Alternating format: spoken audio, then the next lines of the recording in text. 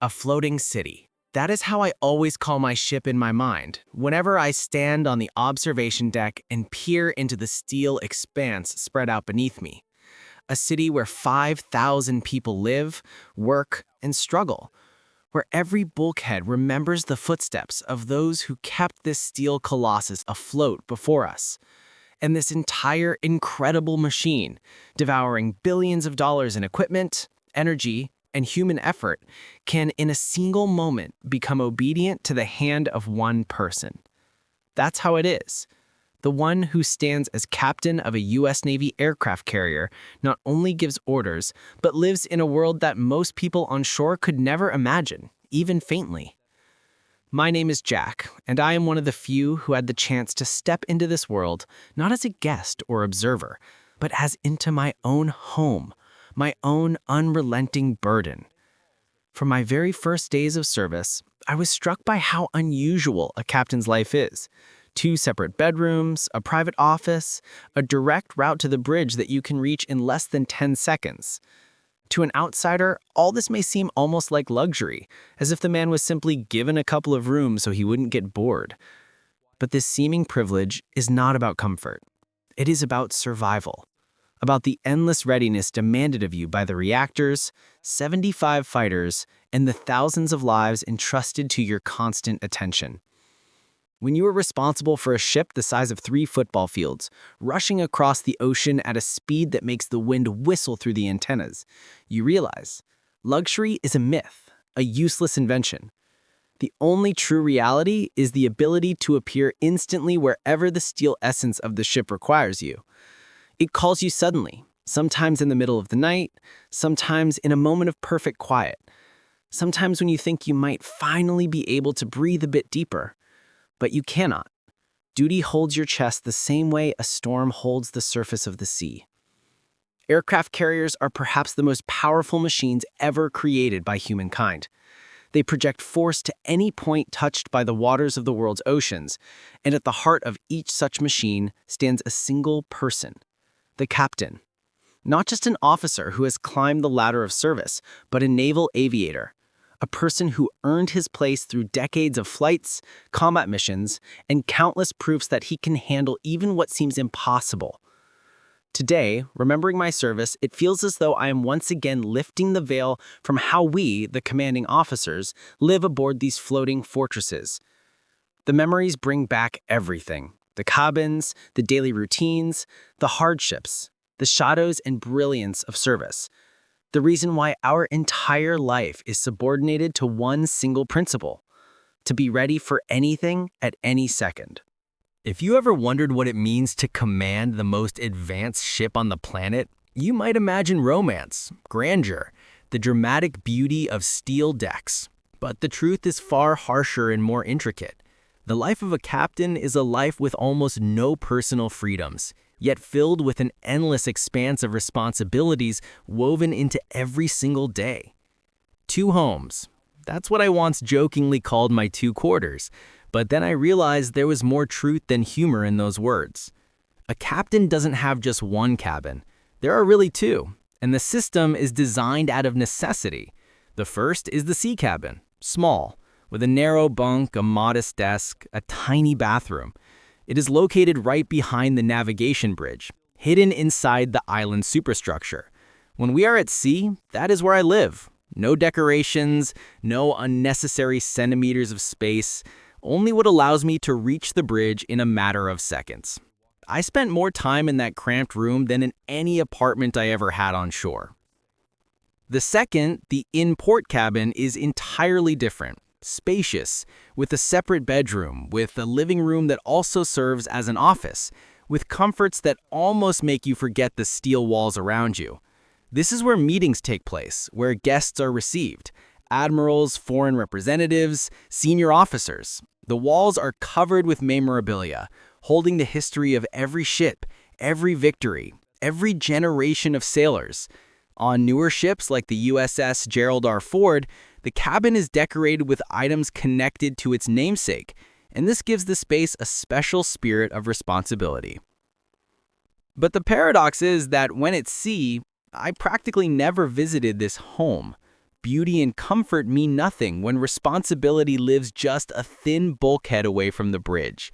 The sea cabin becomes your only refuge, because being close to the command center matters more than any soft furniture or wide sofas. Meanwhile, the crew lives differently. Most sailors sleep in berthing compartments where bunks are stacked one above another, and 8 or even 12 people share one space. Officers get a bit more privacy, but even there it's tight. 2 or 3 people, shared bathrooms, a locker the size of a suitcase, and a bin for personal items. In this ocean of cramped quarters, the captain's cabin is the best, but only because it carries the greatest burden. My day was never like the one before. I am always on duty. Even sleep is only a brief lull, a fragment of night that can be broken by any signal, any alarm flash, or a quiet knock on the door. At dawn, I'm already at my desk, reviewing reports from the night shifts, checking the weather, studying the flight schedule, going over intelligence data, holding morning meetings with department heads. And yet the morning briefings were something special to me. In those hours, I felt most acutely how multi-layered and fragile the structure I command truly is. Each department is like an organ of a huge living creature, and each brings me its concerns, numbers, forecasts, reports. Air operations speak of pilot readiness, aircraft condition, planned sorties. Engineering brings data on system pressures, reactor status, results of night inspections. The ordnance teams report on munitions, storage safety, upcoming maintenance cycles. All of this weaves into one vast canvas, and I must see the weak points, even those hidden from the eye. When I step onto the navigation bridge, I feel every time as though I'm entering the heart of a living organism. There is no place for random words. Every step, every turn of the head carries meaning. Nearby work the helmsman and the officer of the deck, people I trust so deeply that I can let them physically steer the ship without doubting their skill. But the course, the speed, every serious decision, all of that remains mine. And when you look through the huge bridge windows, through which you see the ocean stretching into boundless distance, you understand how small a human figure is in this steel universe, and how great the responsibility placed upon its shoulders. Flights are the most intense part of the day. While the aircraft catapult off the deck like released arrows and then return, trying to catch the elusive arresting wire, I tense inwardly, though my face remains calm. Any mistake, any technical failure, and in a second, order turns into chaos. The air boss controls every launch, but responsibility, like a cold shadow, always follows me. When the deafening roar of engines rises above the deck, I listen to it as though hearing the breath of my own ship. And between these tense cycles, tasks await me that lack drama but are no less important. Documents, recommendations, administrative decisions, all of it like a quiet but endless rain. Every paper demands attention. Every signature carries weight. Communication with Fleet Command is a separate thread that runs through the day. Video conferences, classified messages, reports on political changes and emerging threats. And all of this happens against the backdrop of constant monitoring of the external environment. Underwater signals, rare radar marks, unidentified vessels, aerial shadows appearing from somewhere far away. Food on board is nothing but fuel for the captain. I ate quickly, most often standing or sitting, not noticing the taste, because my thoughts stayed on the deck or on the bridge. And if I managed to sleep 5 hours, I considered it a gift of fate. My sea cabin, cramped and almost ascetic, existed only so I could collapse onto the bunk between the next crises, never straying from the place where I might be needed at any second. But there was another realization that gradually became just as clear to me. Commanding an aircraft carrier is a heavy honor, yet it comes not only with the burden of decisions, but also with a certain compensation. Nowadays, money is part of the structure of service, and strangely enough, even it becomes not just numbers, but part of the overall understanding of what has been invested in you and what is expected of you. The rank of captain, '06, opens the way to a respectable income. I remember how, once, as a young lieutenant, such sums seemed unbelievable. But upon reaching this level, you understand that money is not a reward, but a reflection of the weight of your responsibilities. A base salary of $14,000 a month does not seem excessive when you weigh it against sleepless nights, endless responsibility for thousands of people, and the vast steel world that obeys you, yet never fully belongs to you. However, to this amount are added allowances for housing, for food, for serving in hazardous zones. Taken together, it becomes a solid but far from luxurious income, especially compared to the pay of corporate executives who command fewer people and manage far less dangerous systems. A captain has medical and dental care, paid leave, commissary discounts, a military pension after 20 or 30 years of service. But no matter how long this list may be, what matters most is what cannot be measured in numbers: respect, pride, and that inner light that comes from knowing that the best your country has created has been entrusted to you. And when you look around at these steel corridors, at the multi-layered structure of the decks, at the roaring engines and the relentless rhythm of the air wing, you see not just a ship, but a symbol of human thought embodied in metal. The Gerald R. Ford class is the crown of engineering power, a ship into which the nation invested $13 billion so it would become a bastion of strength and technology. And it became exactly that: 1,000 feet long, 100,000 tons in weight, powered by nuclear reactors capable of sustaining it for decades without refueling. But inside it is a labyrinth filled with sounds, smells, events, the small details known only to those who live here for months at a time. The ladders are steep, the passageways narrow, the hatches appear constantly along the way, and every corner has its own smell, its own temperature, its own character.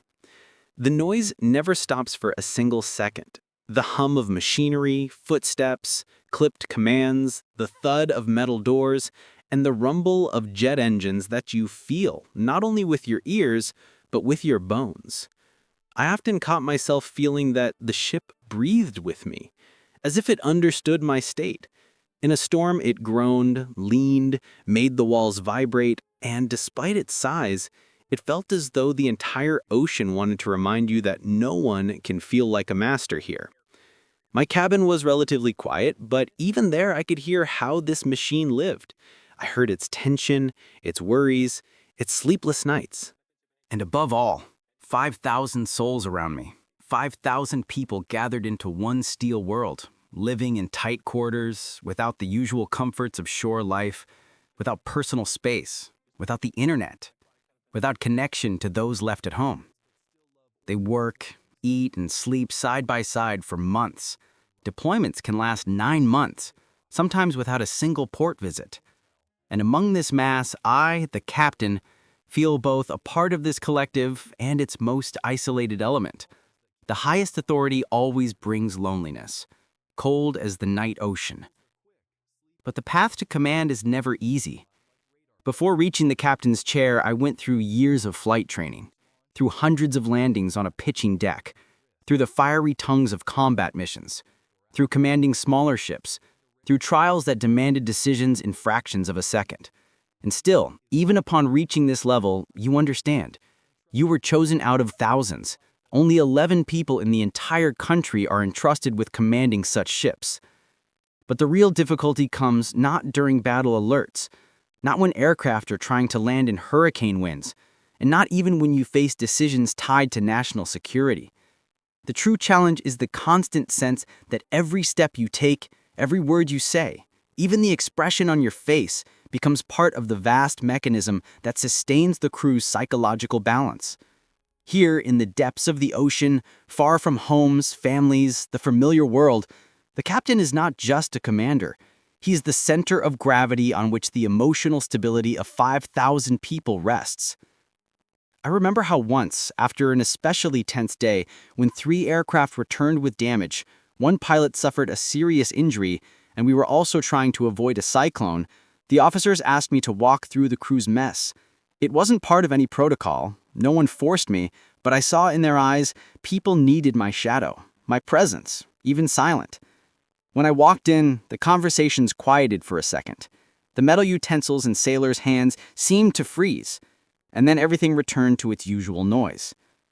I walked between the tables, nodding to those I knew and those whose names I remembered only vaguely.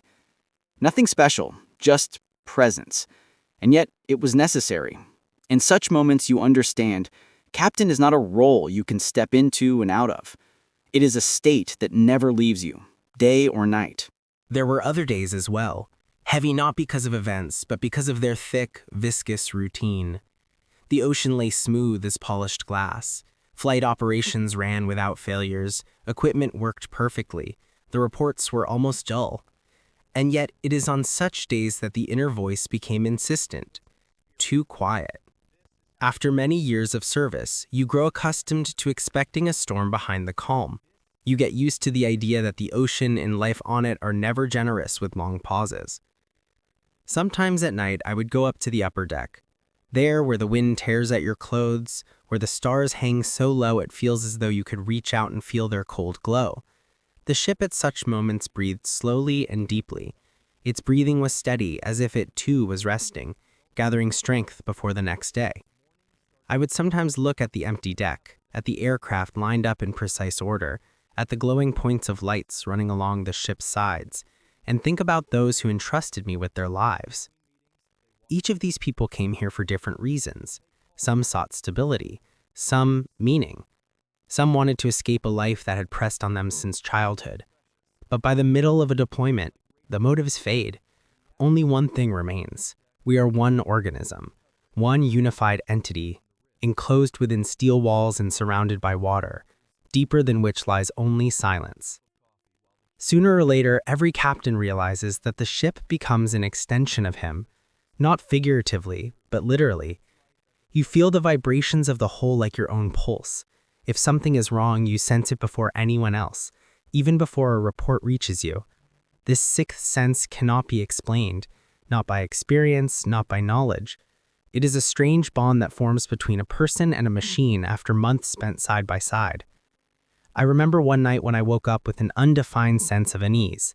No alarm, no report, no call, nothing. Just a thin inner tremor. I got up, walked down the narrow passage toward the bridge, and on the ladder I already heard a faint, barely noticeable vibration in the hall, some mute note uncharacteristic for the ship. And at that moment, the report finally arrived. The engineering department had detected instability in one of the auxiliary pumps. We fixed the issue within half an hour, but if it had gone unnoticed, it could have grown into a serious incident. One night like that changes a person. You begin to understand why command insists that a captain be a pilot, why he must be someone who has already lived through moments where life and death are separated by the thinnest line. The ship feels you, and you feel it. And yet, no matter how great this steel world is, no matter how formidable, complex, majestic, the hardest part begins when a soldier, a sailor, a mechanic, a pilot, or an officer needs not an order, but a shoulder. And these moments always come quietly. I remember a young pilot, practically a boy compared to me, who for the first time failed to land and had to go around again. It happens often, it isn't dangerous, it's part of routine practice, but for him it was a blow. He came to me late in the evening when I was almost ready to lie down and asked, "Captain, have you ever been afraid of letting the ship down?"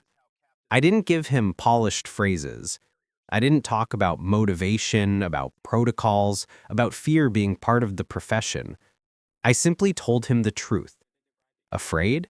My whole life and every day. But fear isn't the enemy, it's what keeps us alive. He left without a word, and only a few moments later I heard him exhale in relief behind the bulkhead. Sometimes simple honesty heals better than any order. Such moments are what make us human among machines, among procedures, among the endless noise of engines. In them, you understand that a ship is not just a mechanism. It is a community of fates, and I am entrusted with holding these fates together, keeping them from falling apart during the long months of solitude in the middle of the world's oceans. And the longer the voyage lasts, the stronger you feel this thread. It stretches between me and every person on board. And if that thread breaks, the ship loses its spirit, as a body loses its soul. I think more and more about how years of service shape in a person not only professional instinct, but also a special perception of time. On shore, life moves differently. Days dissolve into familiar little things, into city routes, markets, stores, work shifts. But here, in the steel world, time feels stretched tight, like a rope you must walk carefully, without slipping. A week can pass like an instant, and an hour spent waiting for a report can stretch into eternity. But one thought has come to me more clearly with the years. A captain never belongs to himself. He belongs to the ship. He belongs to the people he leads. He belongs to the wind that carries him across the oceans. He belongs to the silence of the night sea, where you hear your own heart as distinctly as the pulse of the reactors beneath the deck. And yet, one day, a moment comes when this thread loosens slightly. It doesn't break, no. It simply begins to release its grip. You stand on the bridge, look at the straight line of the horizon, and understand ahead lie many more voyages, many more routes, many more lives you will have to guard. But at the same time, somewhere deep inside, a quiet sense of the end of the journey begins to form. Not tragic, not sudden, calm, mature, wise. I noticed it in myself gradually. That evening, when the sun was setting behind the stern, tinting the waves in shades of copper and gold, I stood on the deck, leaning on the cold railing, listening to the wind rushing over the empty steel. It was unusually quiet, and in that silence I felt the ship seemed to be watching me as attentively as I had watched it my entire life. I knew every vibration of its body, knew every sound, every creak, and suddenly I realized that it knew me too, my gait, my voice, my hesitation, and my resolve. We had lived through too much together, and now it seemed to ask me, "Are you ready?" Ready for what? What will come tomorrow, the day after, a year from now, when I will hand over command to someone else? The answer came on its own. Yes. Not because I was tired, not because the ship had become too heavy, but because everything in life must have its time, its completion, its dignity. I looked back in my mind on the years I had lived. I remembered my first takeoff from the deck, the first blow of a storm, the first order I gave with a trembling voice. I remembered the moment I was appointed captain, and that instant when I realized I would never again be an ordinary man. I remembered the faces of those we lost, those we saved, those who stepped aboard for the first time with eyes full of hope, and those who left weary of the sea winds. And I understood none of it had been in vain. My life dissolved in these steel corridors, in the smell of kerosene, in the noise of engines, in endless reports, in worries and in rare moments of pride. That was my lot, and I accepted it without regret.